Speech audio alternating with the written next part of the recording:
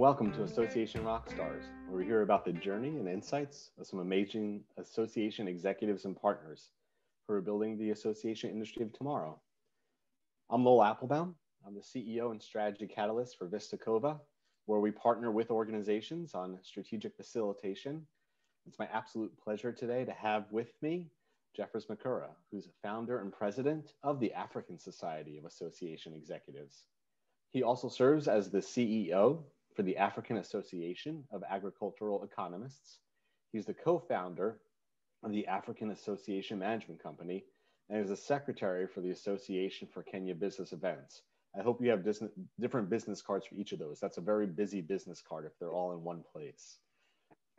Jeffers is also a DELP scholar in the 2019-2021 class. So all his class shout outs, I'm sure. And it's a pleasure to have you with us today, Jeffers. Welcome. Thank you, Lowell, and good morning, everybody. I'm happy to be here, and thanks for having me.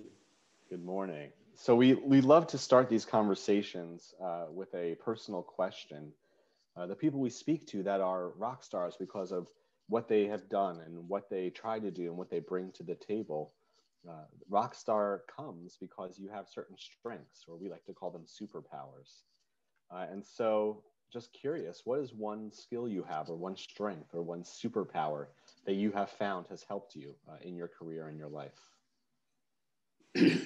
Thanks, Lowell. That's an interesting question, because when you ask me that question, I'm trying to think about my superpowers, and there's a lot that either comes into play or really very few.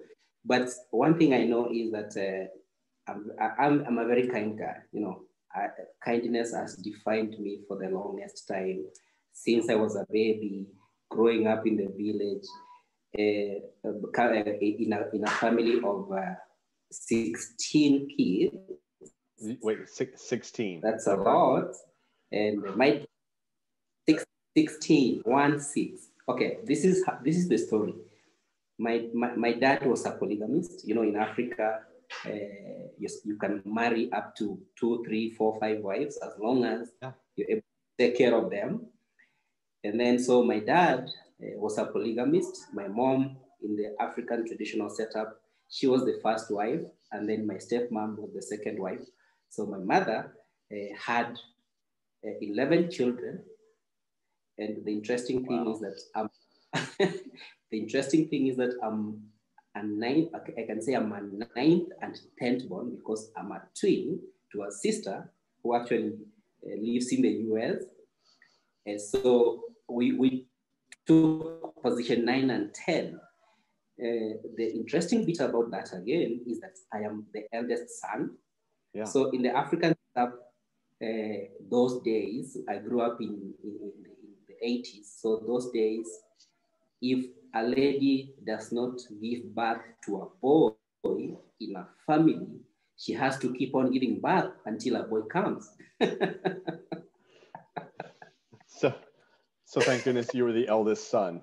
I'm sure your mother was grateful. Son, to a twin sister, so who lives and works in the US.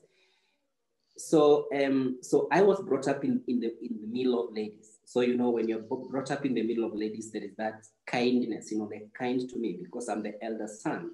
So I grew up with a very kind heart, always listening to almost everybody, trying to help where I can, but also was taught the virtue of hard work.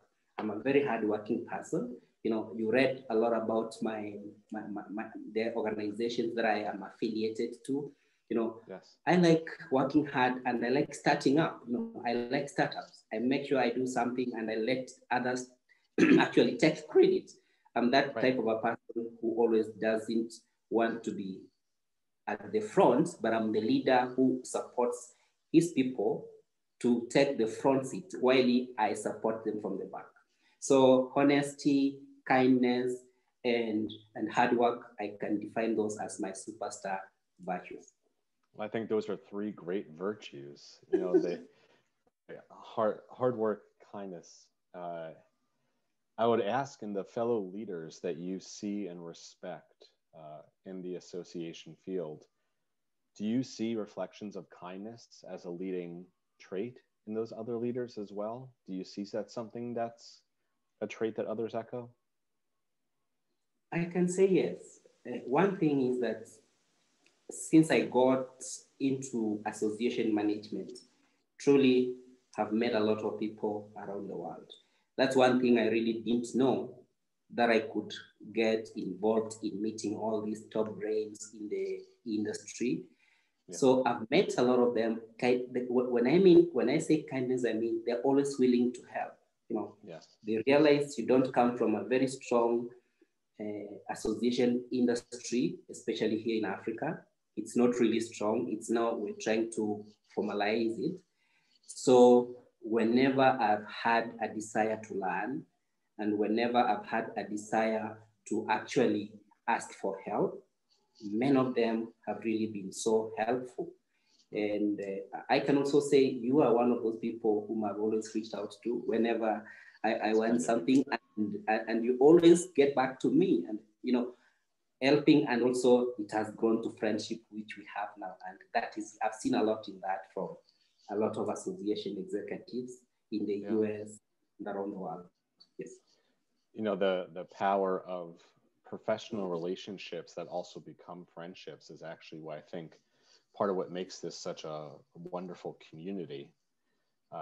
I'm really interested. How did you first find the association world? I mean, clearly you start things, you're an entrepreneur, right? But where did you first discover the association world? How did you come across it? That's an interesting question, which I've had to answer so many times. Every time I do an interview or maybe I do a write-up, people ask me, how did you get into this? Yeah. To where you are? You know, I'm a computer scientist. My background is in computer science. And I remember way back in 2004, when I was still in university, there is this professor who actually asked me to help him organize for a small event, which was an association event. So that was in 2004.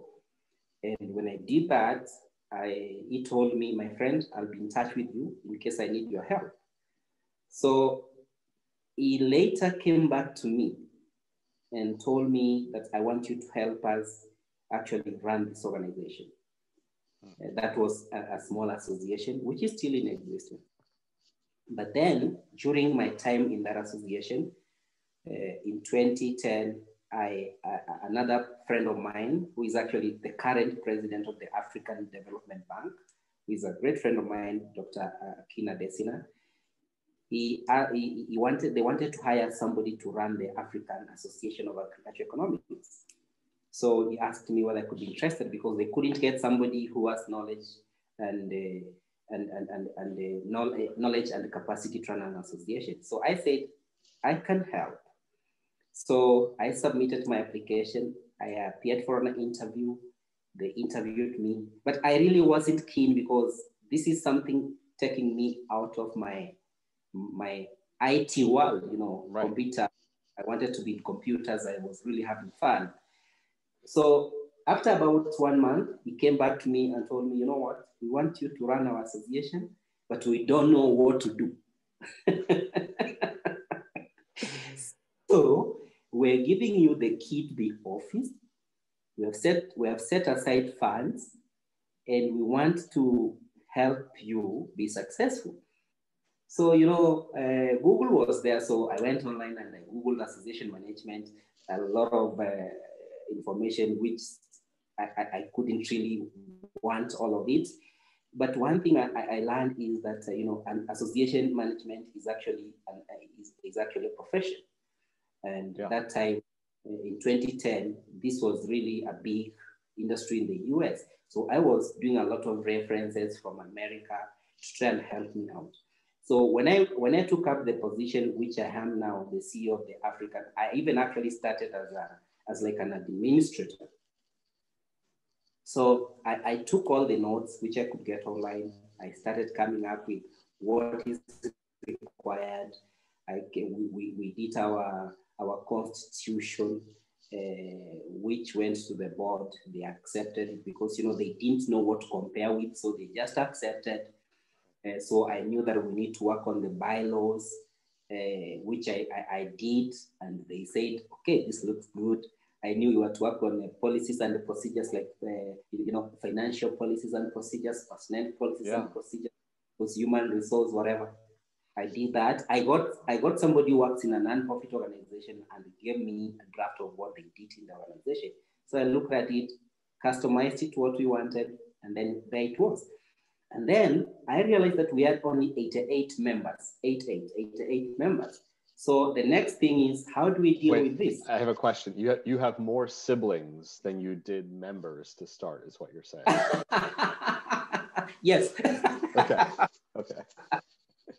So that was interesting, but now I can tell you that it's a long story. Yeah. My first international traveling to actually join other association executives to learn more about association management was in 2013, when I had an opportunity to participate at IMEX in Frankfurt, that's in Germany. And then I was involved in the ICA. You know, ICA has what they call Association Expert Seminar, Association AES. So I was involved in that session for the first time, and I was like, wow, is this what it means to run an association? I realized there was so much that I didn't know. Yeah. So I created friends. I was willing to learn. You know, since that time, the trajectory of my rise in the association industry has been astronomical. Believe you me, to the point of actually starting, being one of the founders of the African Society of Association Executives. So yeah, it's a story to tell, and I truly believe that when I start doing my bio, that will form as part of an interesting story. You know, I'm knowing that you, like many of us, it feels like almost fell into this, right? There wasn't intent to just found you, and you had to learn in a grassroots way, as did I. We were talking before the call about both having small children at play, and so I'm curious. How do you explain to your kids what you do? What do you, right? Because I'm faced with the same, like, how do you explain what you do? And, you know, they may understand lawyer or doctor, but association professional doesn't translate as well. So how do you explain it? So before even I start answering that question, how do I explain even to those people who are actually my members of the board, because the boards always change. Right. So how do I explain what this is? Let's go there. Okay. How do you explain it to your board members? That's good. So, number one, associations are normally run by volunteer leaders. You know, yeah. The board is basically people who are involved in some other work. So we basically want to give their time to make sure that they can help where they can. But you know, when they want to come in and help, they even do not know what to expect. So they just jump in and say, I want to be a member of the board. There's a vote. They campaign within the conference. The vote comes and they win, and oh, you're a member of the board. So normally there is onboarding. For every board member, there is an onboarding. We have a manual on onboarding board members. So immediately they have been elected. After maybe a week after the conference, when we're back to our homes, we organized for a virtual meeting. And interestingly, I started using Zoom way back in 2014, which is quite, about 2015, which is quite interesting. But there is also Skype. Remember, there's also Skype, which was there predominantly audio. So I could send the onboarding manual and then give them like 1 week to go through it and send me questions. And when now we do a virtual audio meeting, I respond to those questions. So it depends on how quick you want to understand. There's some who come back with questions on email. So I teach them actually. I always teach my board members. We have a session, like 2 sessions, where I take them through the very basic, you know, what are a constitution is, what are the bylaws, what are the procedures, how to do ABCD, you take them through. So let me come home. My kids ask me, my eldest daughter is 10 years old. My second born is 8, and my little boy is 5. So they always ask me, Daddy, you keep on traveling, and what is this association management? Is it something you learned in school? Especially my first born. She asks me. So I have to tell her that, as you grow up, you aspire to be something. Nobody really knows what association management is. So nobody has that as part of what they want to do when they grow up. Now, I also didn't go to college to study about association management. It's a passion. Right. I realized that I was doing very well with many people. I realized that I was easily creating friends. I realized that I was very good in remembering people's names, even if we meet 10 years later. And I realized that I was having fun serving people, telling them, communicating with them, and, carrying them, because they're different. So you have to carry your members. You have to take them slowly the way they are. You have to be, when they're high, you have to be low. Right. When they are low, you have to be high. You have to continue balancing and making sure that at the end of the day, they appreciate what you're doing for them. Yeah. So I always tell my kids, this is just a passion I developed, and I realized it's a big industry. It's growing here in Africa. It's actually a big industry in the West, especially in the US and Europe. And Absolutely. The beauty about association management is you don't do the same job every day. Yes. You don't meet the same people every day. Yeah. Today I'm in South Africa, tomorrow I'm in the US, the next day I'm in Latin America. I continue meeting new people, and I enjoy creating those networks. So they basically have come to enjoy, they love, see what I do, and they always tell, my wife is a finance person, so when she's involved in the issue of calculations, mathematics, accounting, they always tell my wife, Mommy, your job is boring. Why can't you do a job like that? It's where you have to travel. So I love that your work in association management is exciting. I love it. Yes. So whenever I travel to a new city, they're excited. They want to know which city that. They want to see the pictures. They want to see the new friends I've created. And so it's actually fun for them. Let me tell you, since Corona, since the pandemic, I think I've done more than 100, Zoom webinars, meetings, too many actually. If I have 2-3 days without a Zoom meeting or webinar, I say, thank you, Lord, because right. I get it out of my mind. It's like, absolutely. And you know what? My firstborn girl, when she asked me, Daddy, do you have a meeting today? When I tell her no, she said, oh yeah, we are so happy. Mine are the same way. They respect it, but they're always happy when there's a break. So when they know I have a meeting, it's like, oh, how many do you have today? I have 3. Like today, since morning, this is my 3rd meeting. They're like, Daddy, why do you have so many today? I tell them, this is my work. So it's quite interesting. Yeah. I'm curious, as you think about not where associations are today, but where they need to be tomorrow, especially as you meet so many leaders in different parts of the world, what do you think are the traits or qualities of leadership that our industry needs for the future? What do you think is going to rise to the surface that's going to help leaders of tomorrow? When somebody asks me about leadership, one thing I avoid is textbook reference, where you read and say a leader has to be A, B, C, D. It's like you have an exam and you have to give the actual answers. For me, leadership number 1 is about being empathetic, empathy, you have to be, you have to know that you lead people.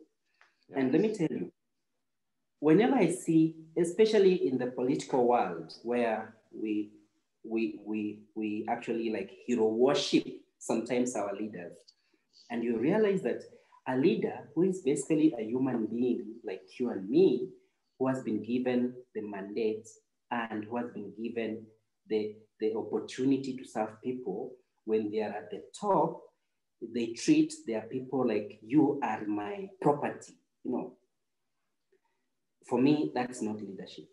My type of leadership is I want everybody to be part of this, and I want everybody to feel like their ideas, their contributions in what they're doing is actually appreciated. So I start by appreciating the people I lead, and I expect the people who are ahead of me to also appreciate. So the leaders of today, there are two different types of leaders. There are those leaders who believe that it's for them to be there to lead. There are those who believe that I don't need to be seen as a leader, but I just want to be part of the bigger team, which is going to help achieve a certain objective. Because every organization, even in a family, you have an objective. You know what you want to achieve in the long run. You want to bring up a good family. You want to bring up good children who are disciplined, who are responsible, and that gives you peace of mind. So leaders should also have empathy. Leaders should always be considerate. They should always be very honest, brutally honest. I believe in being brutally honest. I'd rather tell somebody a bitter truth than lying, and I'd rather want to lead, tell people, don't tell me what I want to hear. Right. Tell me what I should know. Yes. You know, it has to be whatever you want to look at it. But if there's something that I need to know, which you believe it's for the good of us, our organizations, or the people we are serving, tell me that bitter truth. Don't come and tell me because you don't like hearing bad things. I'll tell you what. No. That's not leadership for me. Yeah. I have a very similar mantra. I say to groups I work with and colleagues all the time that I like to be wrong. Like tell me why and how I'm wrong, right? Because when I'm told how I'm wrong, like that's when I learn, right? That it's not the perspective I brought isn't the perspective I need. Help me have the different perspective. And I actually look at that as a gift. Like it's a gift to be honest with me and to help me see things in a different light. That's how we grow. That's how we learn. And I absolutely agree with you. And one thing, Lowell, is leaders are not the know-it-all people. They always don't know everything. In fact, in many times, leaders know less than people who serve under them. Yes. So unless you accept that actually people who serve me or who work with me know better than I do, then you can't be a leader. Because you need to actually give them that opportunity and that, the environment where they tell you, sir, here, this is what we need to do. Yeah. But as a leader, as the know-it-all leader, then to me, sincerely, I'm not a leader. I'm just somebody who probably suffering from some kind of maybe my self-esteem is very low. So I just want to tell people, I can't tell people I know this, I know that, I know this. No. I know you are better than me, and I know most of you are specialists. Tell me what we need to do to move forward as a team. And when people say you've won, I want you to also feel like part of the team which has actually won. Yeah, well, I love your servant leader mindset and heart. It's something that resonates with me as well.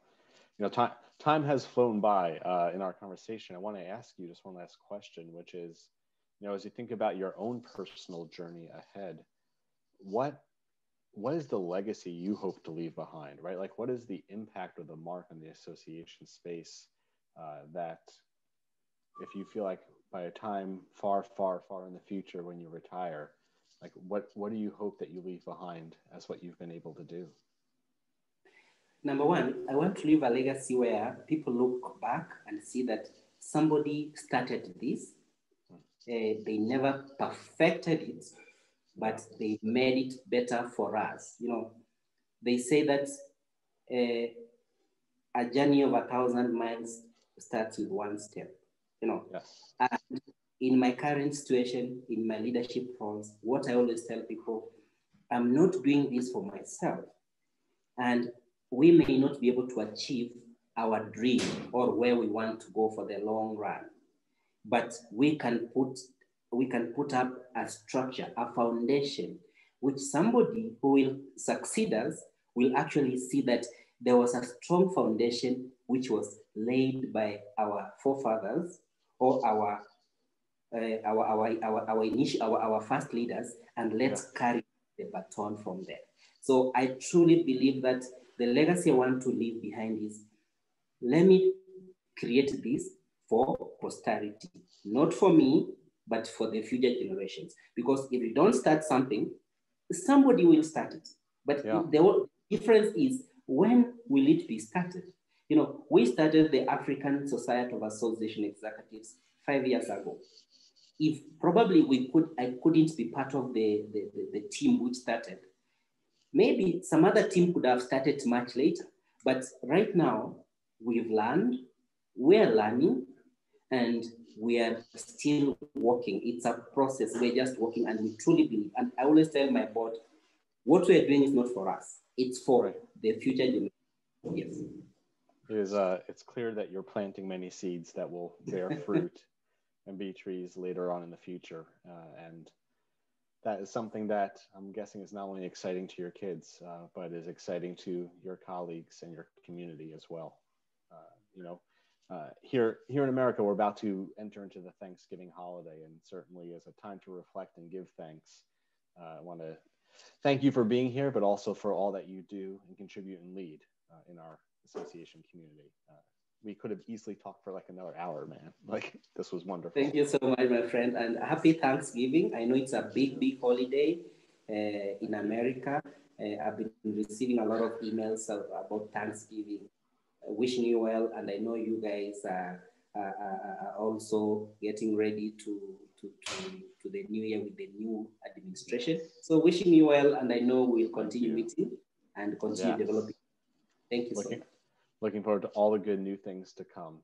I want to give, of course, thanks as always to Amy Hager, who is the magician behind the scenes, making sure that keeps me in line and makes sure that these run smoothly. And she hopefully is also there talking to you, in everyone who's listening in our Facebook and YouTube and podcast communities. And of course, thank you for everyone who's listening. We are grateful that this year, this first year of Association Rockstars has been so successful, and it's been because of everyone who's participated. If you have people you think that should be on here as Rockstars, please do send them in to us. We continue to look to have meaningful and wonderful people that the community should get to know better here. Now, we're going to have a special episode in December, more word about that coming soon. But until that, we hope that you have a wonderful holiday season, no matter where you are. And look forward to you staying connected to important people and important friends and important colleagues. Until next time, Association Rock On.